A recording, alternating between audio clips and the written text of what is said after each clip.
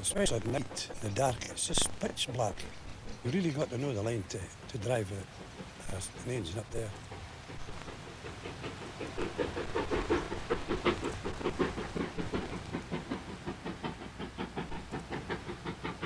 Ever since the train left Fort William, it's been climbing almost all the way. You have to start again from Glenfinnan on a gradient of 1 in 50, which is a test for any driver and a lot of hard work for the fireman.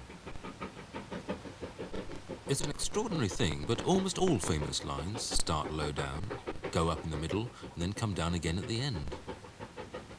The Settle Carlisle line does, the Orient Express does, and so does the Mallaig line. And unless you're actually driving the train, the climb to the top is the best bit. There's a feeling of heroic effort, masses of steam and smoke, and by far the best photographs.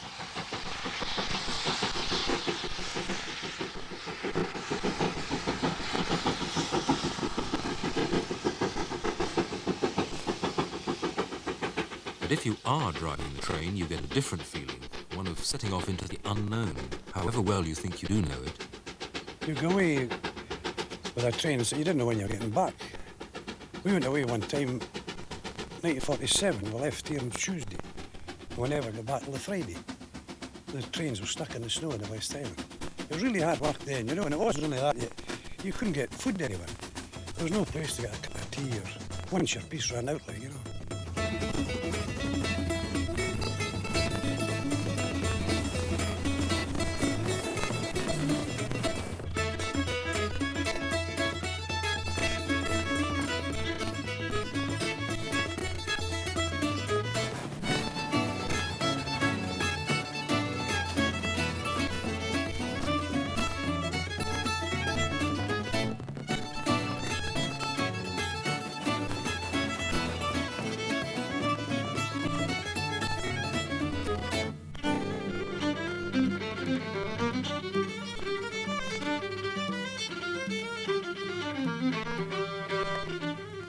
As the train eases its way over the top and starts the long descent to the sea, it goes through what the guidebooks like to call glorious scenery.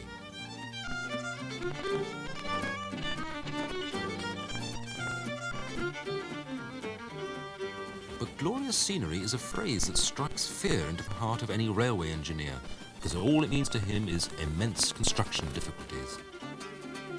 When Bill McAlpine's great-uncle, Malcolm McAlpine, was in charge of building this section of the line, he found that the stone he was tunnelling through was even tougher than the machinery he had available. Because on a line like this, you have to start in a whole lot of places, and you would start at the most difficult places. You would have started at Glenfinnan Viaduct, and of course, digging the hard rock tunnels. And there was a good story about that, because Malcolm had to go to the dentist in Glasgow. Yeah. And we'd been having terrible trouble because we had these new compressed air drills from America, and we had priced the job on using these and the tremendous progress. And when we got up here, the cost of coal for the steam-driven compressors was enormous because you couldn't get the coal to the line. You could bring it up by ship, and then it had to come by horse and cart over all this terrible country. And we were losing money, and the company was going bankrupt. And he went to have his teeth drilled in Glasgow, and the dentist had a water-driven drill. So he said, if he can drill my teeth with water, I can drill tunnel rock with water.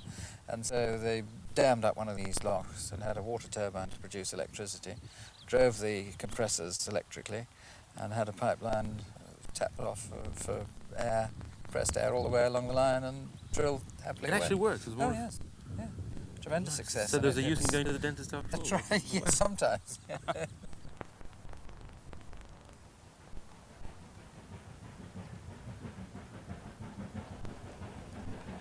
The opening of the line came too late to help many of the inhabitants who had already been driven out by the Highland clearances, the idea behind which was that sheep were more important than men. When the Crofters Commission reported to the Parliament in London 100 years ago, they revealed a state of misery and poverty in the West Highlands which nowadays we would call third world conditions. Even Parliament was stunned into action, and the Mallaig extension became the first line in Britain ever to get government help. Not that this was much consolation to the local people who had already lived a life of deprivation and suffering.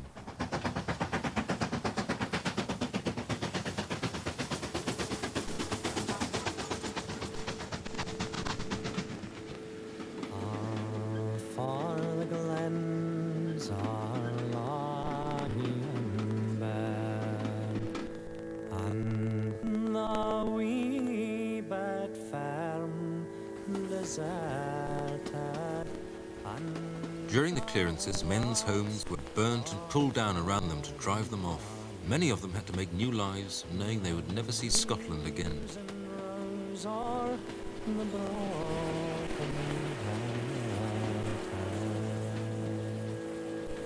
Black as the wood on the Ruffian, so is broad, but blacker still is your hair.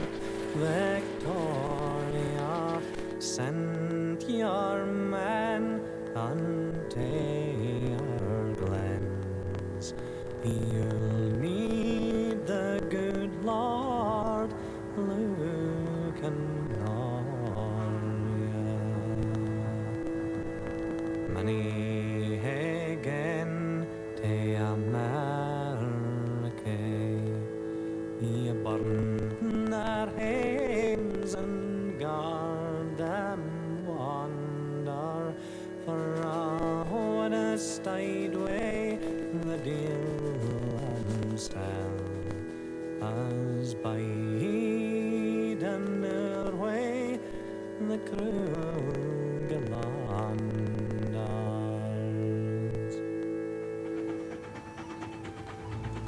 Oh, the railway made an immense difference to this part of the world.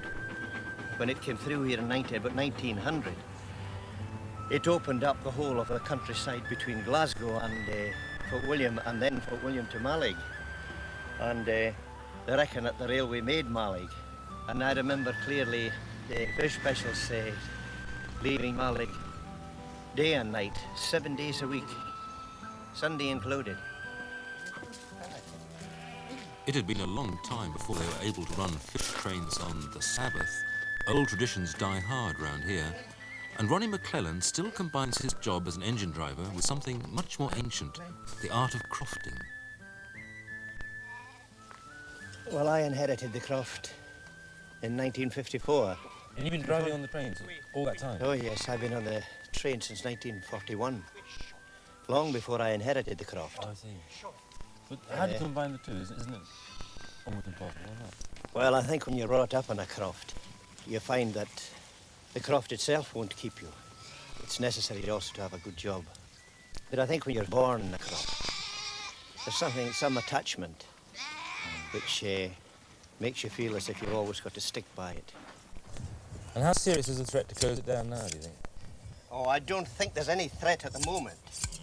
There's been a threat, you know, there have been rumours of the railway closing for quite a number of years now. In fact, about 2 years ago, they were considering closing down the depot at Mallig. But it was proved then to the powers that be that it wasn't a very wise thing to do.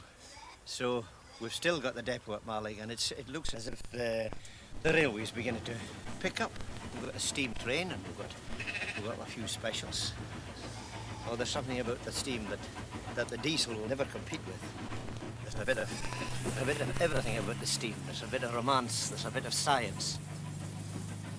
What is there about the diesel then? Oh, the diesel, it's just a big box. The big box, and you open the power handle, and what more can you do? I hope and pray that it goes. That's another one ready for market.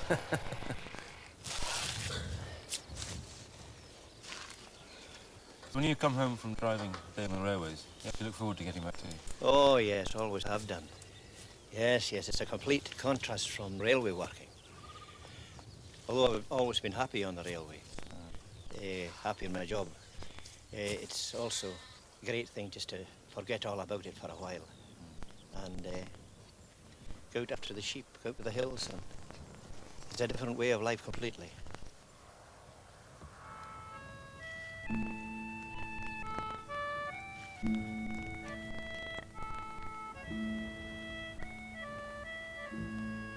During its 85 years, the West Highland Line to Mallaig has won and lost many battles. I think the saddest loss of all was when British Rail decided it could no longer compete with the roads for the fish trade.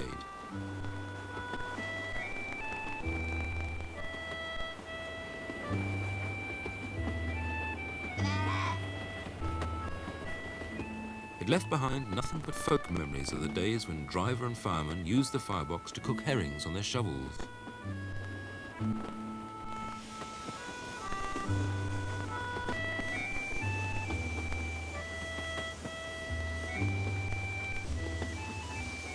Or when the rails were so wet from the drips from the fish specials that engines could hardly get up the hill out of Mallaig. The fish trains finished well before the fish did, and in the 1970s, Mallaig was still catching herring as if there was no tomorrow.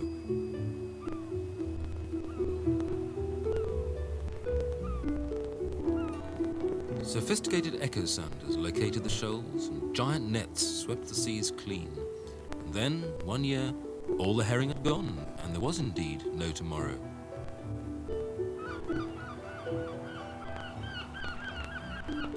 The days when the smoke from 13 kipper factories hid Mallaig from the sunlight suddenly seemed very far off.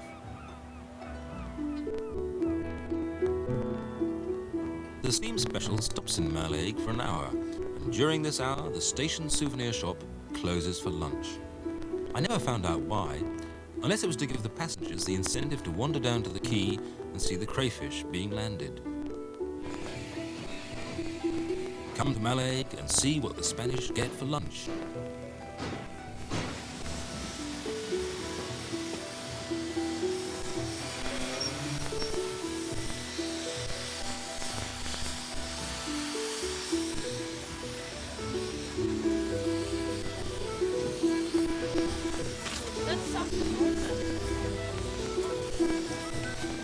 Oh, grand journey, lovely journey.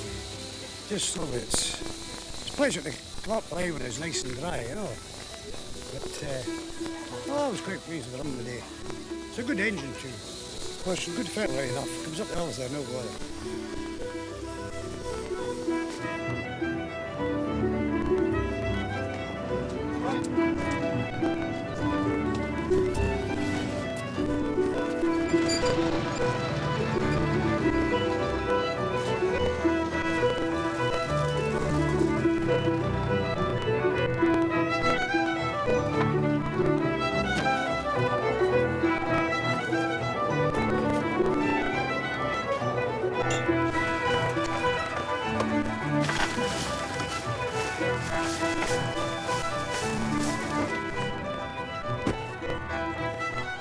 Now there is an unspoken fear in Mallaig that the crayfish may, one day, go the same way as the herring did. Of course, here they don't eat crayfish. They eat fish and chips. And if I were to tell you that these chips have probably come 1,000 miles from the south of Spain, would you believe me? Yes, Spanish first crop potatoes. Makes you think, doesn't it?